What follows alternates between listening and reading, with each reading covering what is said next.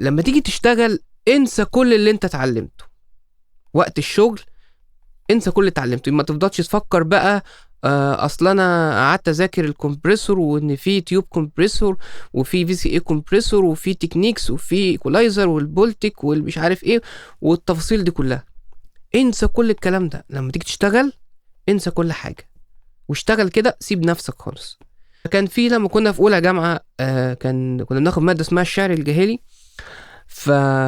فكنا بناخد ان الشاعر الصغير اللي هو لسه جديد يعني لما يكون عايز يتعلم الشعر، فيروح يكلم الشاعر اللي هو الكبير او المخضرم، يعني يقول له انا عايز اتعلم الشعر ابقى زيك، اعمل ايه؟ فكان الشاعر المخضرم ده يقول له ايه؟ يقول له روح احفظ 1000 قصيدة، وبعد ما تحفظهم انساهم خالص، هتلاقي نفسك بقيت شاعر. لما نيجي نطبق مثلا المثال ده على هندسة الصوت، ان الفكرة دي هتخليك تحافظ على روح او احساس العمل الفني اللي انت شغال عليه. لكن لو انت قعدت عايز تطبق كل التكنيكس وكل الحاجات اللي اتعلمتها،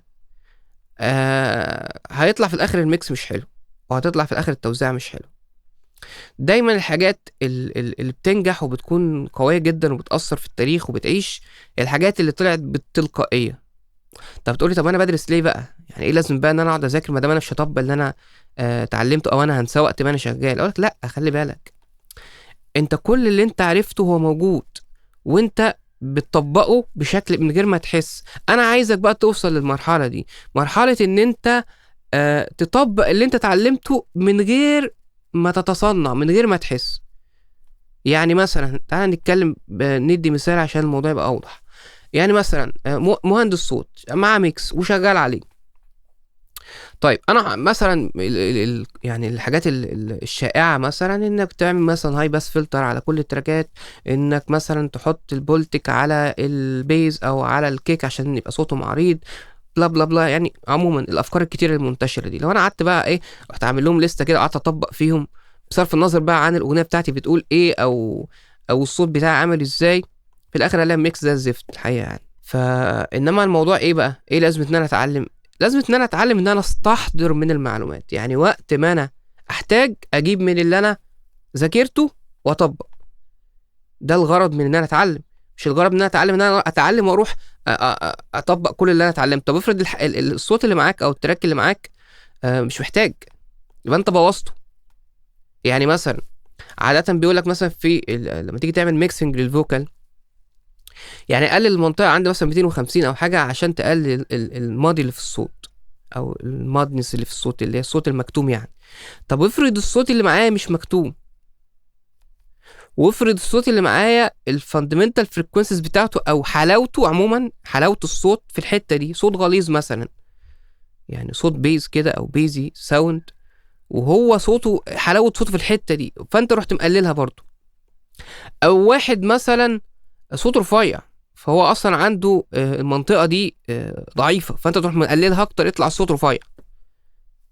فانت كده عارف معلومه طبقتها وخلاص، بوظت الصوت. وترجع تقول طب ايه المشكله فين يا جدعان؟ انا الميكس مش مظبوط ليه؟ فهو فكرة في كده ان انت المفروض الميكس بتاعك يطلع من يعني يحل مشكلة موجودة، مش يفترض مشكلة ويحلها. يعني انت ابدأ بقى من الميكس نفسه، شوف مشاكله ايه. انا بسمع الاغنية مثلا او بسمع التراكات في الاول وببدأ اشوف ايه المشاكل. ومش عيب ان انا اكتب، ممكن اكتب المشاكل اللي انا سامعها، اكتبها اعملها تو دو ليست كده، وكل ما احل مشكلة اروح انا عامل عليها صح، وبعد ما اخلص ابقى خلاص خلصت الميكس. وده كمان هيحل لنا مشكلة اللي هو الرابت هول، يعني اللي هو انت واقع في الثقب الاسود كده، مش عارف هو انا خلصت الميكس هو كده حلو كفاية ولا مش كفاية.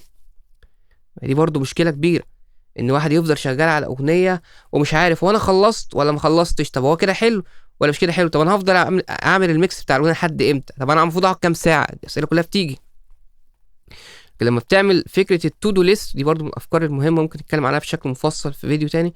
انك انت تحول الورك فلو بتاعك او الشغل بتاعك او العمل بتاعك لخطوات. خلصت ده يعني مثلا انا سمعت التراكات، وبعدين انا سامع فيه نويز، يبقى دي اول مهمه ان انا هشيل النويز. بعد كده لقيت فيه مثلا الصوت اوت اوف تيوننج، يبقى دي تاني مهمه ان انا هعمل تيوننج. تالت حاجه في حتت عايز تعمل بالموداين، دي تالت مهمه. بعد كده عندي الايكولايزر، الصوت محتاج صوت مش حلو في الحته دي، فخلاص سيرجيكال اكيو على طول هشيل بالاكيو الحته دي. طب انا عايز الصوت عموما غامق عايز افتحه شويه، اكيو. طيب ايه احسن اكيو؟ هنشوف بقى مثلا في البولتك، هنشوف في الحاجات اللي هي ايه يعني بتفتح الصوت بشكل كويس او كده، او الماج مثلا كيو او كده. فهي دي الفكره، هو ده الكونسبت. في مشكله انا بحلها، في مشكله أنا بحلها. طب ما فيش مشكله انا مش هحلها. وعشان كده عاده تلاقي الناس اللي بتوزع ما بتحتاجش تعمل ميكس. يعني الناس اللي هم مهندسين الصوت اللي بيوزعوا، يعني زي حالاتي كده بوزع وبهندس وبعمل ميكس، فتلاقيني اصلا انا ما بعملش ميكس. يعني انا بخلص التوزيعه وبتكون خلصانه، بحط الليمتر وبيبقى الشغل خلاص انتهى على كده. لان انا اصلا من الاول وانا بعمل التوزيع في دماغي الايه، في دماغي الميكس. يعني انا صوت الكيك اصلا وانا بختاره، فانا بختاره صح من الاول. وانا بختاره ببقى سامع ان في حته مش حلوه، بروح شايلها، بروح حاطط الاكيو في لحظه ما انا بختاره، وبظبط الصوت من وانا بختاره، وببدا انا شغال كده بشكل تلقائي يعني، وببقى مبسوط في الاخر بالنتيجه يعني.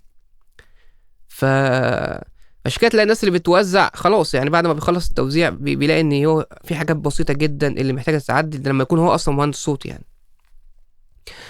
على عكس مثلا بقى لو انت شغال على تراكات حد تاني، فبتلاقي بقى لا انت سامع مشاكل كتير، مش انت اللي مختار بقى، وهو ما عندوش هندسه الصوت، مش عنده الحته دي ضعيفه، او ما عندوش معلومات كفايه، فبيختاروا خلاص بعشوائيه.